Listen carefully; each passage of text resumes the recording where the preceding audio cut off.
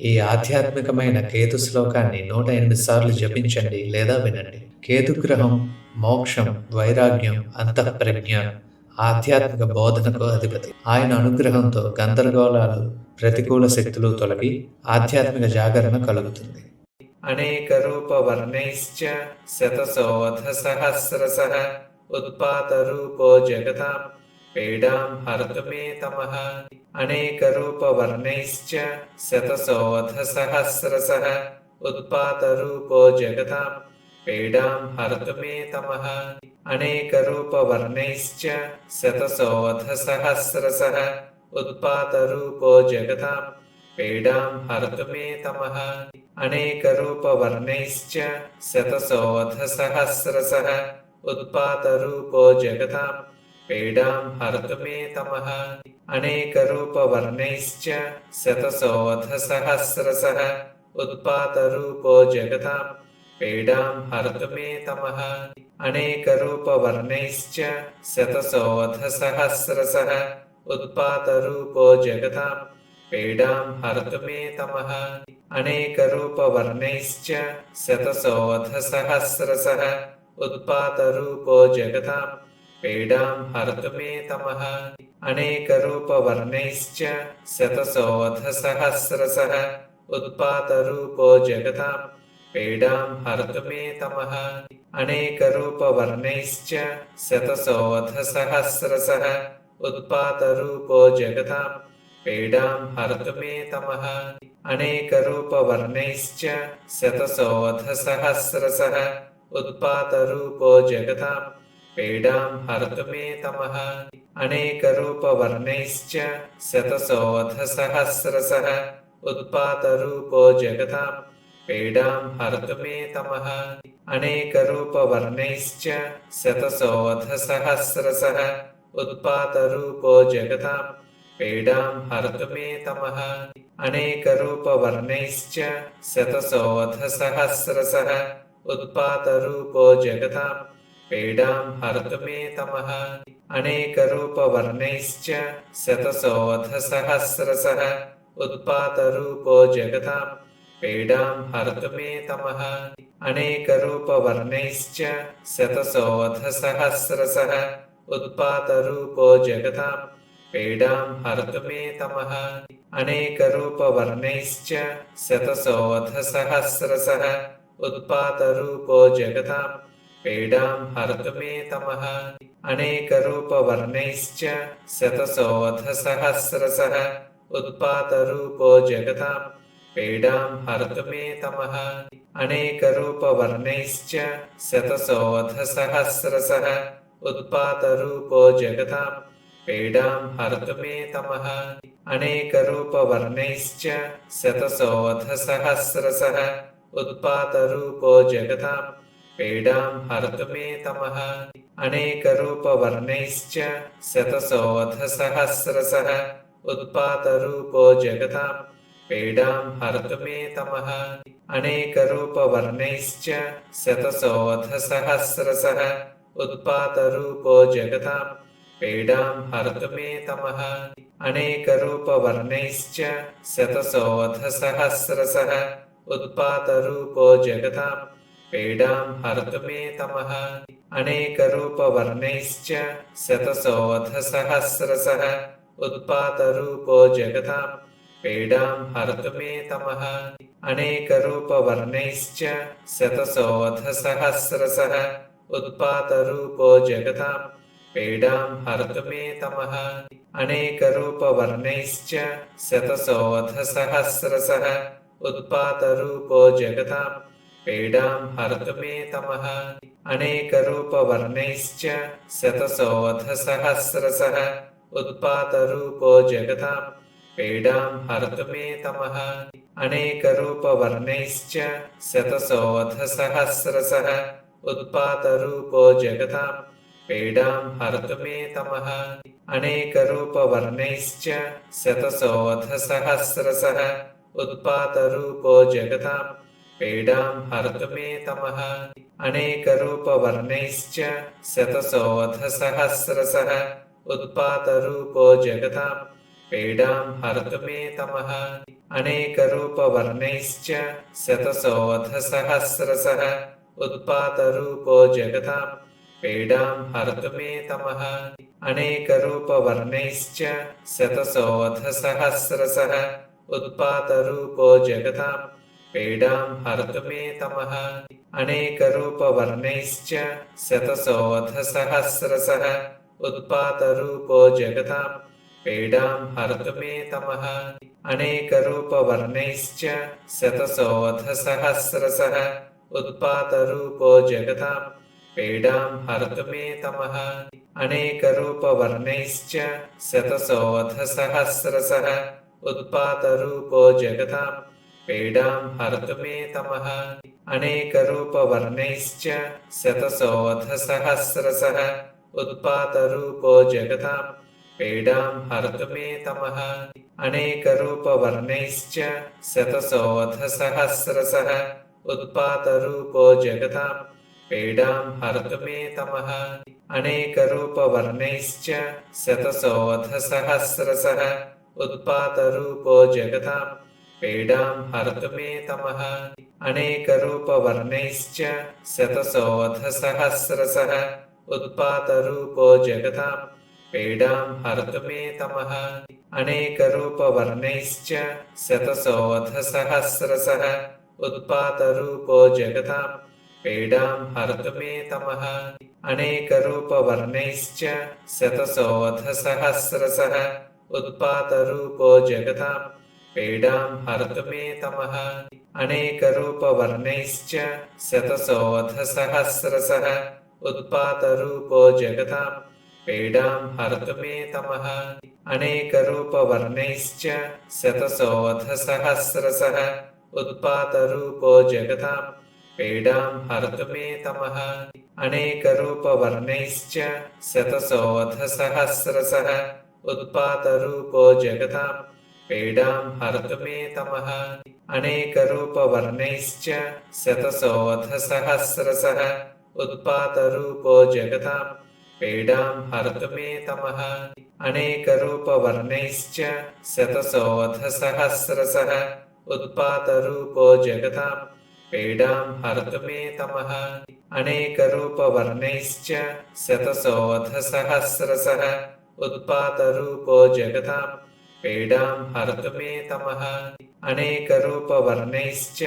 शतशोऽथसहस्रशः उत्पातरूपो जगतां पीडां हर्तुमेतमः अनेकरूपवर्णैश्च शतशोऽथसहस्रशः उत्पातरूपो जगतां पीडां हर्तुमेतमः अनेकरूपवर्णैश्च शतशोऽथसहस्रशः उत्पातरूपो जगतां पीडां हर्तुमेतमः अनेकरूपवर्णैश्च शतशोऽथसहस्रशः उत्पातरूपो जगतां पीडां हर्तुमेतमः अनेकरूपवर्णैश्च शतशोऽथसहस्रशः उत्पातरूपो जगतां पीडां हर्तुमेतमः अनेकरूपवर्णैश्च शतशोऽथसहस्रशः उत्पातरूपो जगतां पीडां हर्तुमेतमः अनेकरूपवर्णैश्च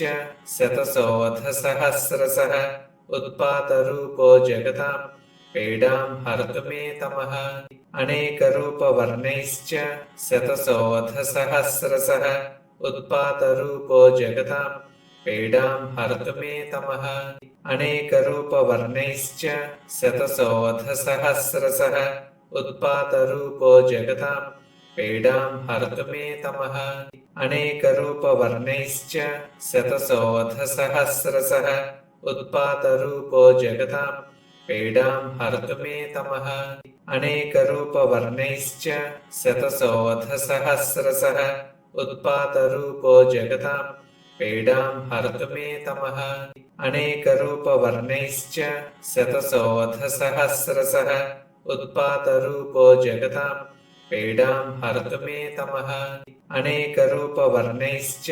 शतशोऽथसहस्रशः उत्पातरूपो जगतां पीडां हर्तुमेतमः अनेकरूपवर्णैश्च शतशोऽथसहस्रशः उत्पातरूपो जगतां पीडां हरतु मे तमः अनेकरूपवर्णैश्च शतशोऽथसहस्रशः उत्पातरूपो जगतां पीडां हरतु मे तमः अनेकरूपवर्णैश्च शतशोऽथसहस्रशः उत्पातरूपो जगतां पीडां हरतु मे तमः अनेकरूपवर्णैश्च शतशोऽथसहस्रशः उत्पातरूपो जगतां पीडां हरतु मे तमः अनेकरूपवर्णैश्च शतशोऽथसहस्रशः उत्पातरूपो जगतां पीडां हरतु मे तमः अनेकरूपवर्णैश्च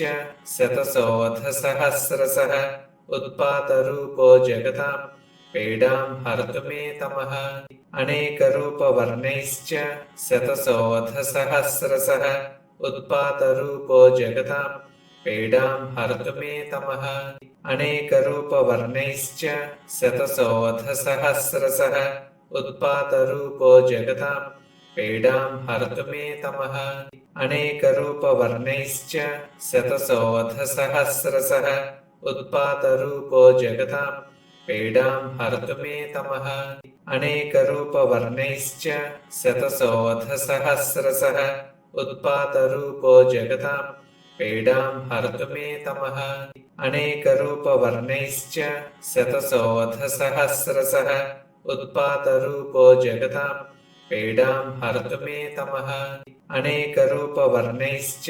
शतशोऽथसहस्रशः उत्पातरूपो जगतां पीडां हरतु मे तमः अनेकरूपवर्णैश्च शतशोऽथसहस्रशः उत्पातरूपो जगतां पीडां हरतु मे तमः अनेकरूपवर्णैश्च शतशोऽथसहस्रशः उत्पातरूपो जगतां पीडां हरतु मे तमः अनेकरूपवर्णैश्च शतशोऽथसहस्रशः उत्पातरूपो जगतां पीडां हरतु मे तमः अनेकरूपवर्णैश्च शतशोऽथसहस्रशः उत्पातरूपो जगतां पीडां हरतु मे तमः अनेकरूपवर्णैश्च शतशोऽथसहस्रशः उत्पातरूपो जगतां पीडां हरतु मे तमः अनेकरूपवर्णैश्च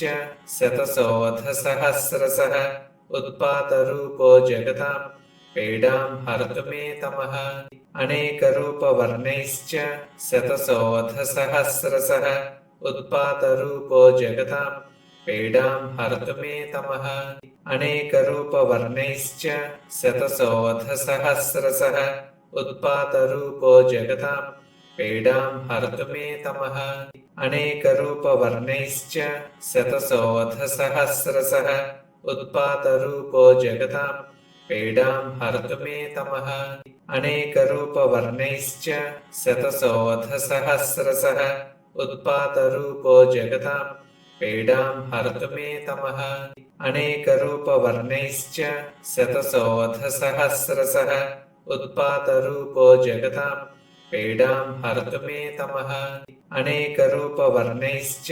शतशोऽथसहस्रशः उत्पातरूपो जगतां पीडां हरतु मे तमः अनेकरूपवर्णैश्च शतशोऽथसहस्रशः उत्पातरूपो जगतां पीडां हरतु मे तमः अनेकरूपवर्णैश्च शतशोऽथसहस्रशः उत्पातरूपो जगतां पीडां हरतु मे तमः अनेकरूपवर्णैश्च शतशोऽथसहस्रशः उत्पातरूपो जगतां पीडां हरतु मे तमः अनेकरूपवर्णैश्च शतशोऽथसहस्रशः उत्पातरूपो जगतां पीडां हरतु मे तमः अनेकरूपवर्णैश्च शतशोऽथसहस्रशः उत्पातरूपो जगतां पीडां हरतु मे तमः अनेकरूपवर्णैश्च शतशोऽथसहस्रशः उत्पातरूपो जगतां पीडां हरतु मे तमः अनेकरूपवर्णैश्च शतशोऽथसहस्रशः उत्पातरूपो जगतां पीडां हरतु मे तमः अनेकरूपवर्णैश्च शतशोऽथसहस्रशः उत्पातरूपो जगतां पीडां हरतु मे तमः अनेकरूपवर्णैश्च शतशोऽथसहस्रशः उत्पातरूपो जगतां पीडां हरतु मे तमः अनेकरूपवर्णैश्च शतशोऽथसहस्रशः उत्पातरूपो जगतां पीडां हरतु मे तमः अनेकरूपवर्णैश्च शतशोऽथसहस्रशः उत्पातरूपो जगतां पीडां हरतु मे तमः अनेकरूपवर्णैश्च शतशोऽथसहस्रशः उत्पातरूपो जगतां पीडां हरतु मे तमः अनेकरूपवर्णैश्च शतशोऽथसहस्रशः उत्पातरूपो जगतां पीडां हरतु मे तमः अनेकरूपवर्णैश्च शतशोऽथसहस्रशः उत्पातरूपो जगतां पीडां हरतु मे तमः अनेकरूपवर्णैश्च शतशोऽथसहस्रशः उत्पातरूपो जगतां पीडां हरतु मे तमः अनेकरूपवर्णैश्च शतशोऽथसहस्रशः उत्पातरूपो जगतां पीडां हरतु मे तमः अनेकरूपवर्णैश्च शतशोऽथसहस्रशः उत्पातरूपो जगतां पीडां हरतु मे तमः अनेकरूपवर्णैश्च शतशोऽथसहस्रशः उत्पातरूपो जगतां पीडां हरतु मे तमः अनेकरूपवर्णैश्च शतशोऽथसहस्रशः उत्पातरूपो जगतां पीडां हरतु मे तमः अनेकरूपवर्णैश्च शतशोऽथसहस्रशः उत्पातरूपो जगतां पीडां हरतु मे तमः अनेकरूपवर्णैश्च शतशोऽथसहस्रशः उत्पातरूपो जगतां पीडां हरतु मे तमः अनेकरूपवर्णैश्च शतशोऽथसहस्रशः उत्पातरूपो जगतां पीडां हरतु मे तमः अनेकरूपवर्णैश्च शतशोऽथसहस्रशः उत्पातरूपो जगतां पीडां हरतु मे तमः अनेकरूपवर्णैश्च शतशोऽथसहस्रशः उत्पातरूपो जगतां पीडां हरतु मे तमः अनेकरूपवर्णैश्च शतशोऽथसहस्रशः उत्पातरूपो जगतां पीडां हरतु मे तमः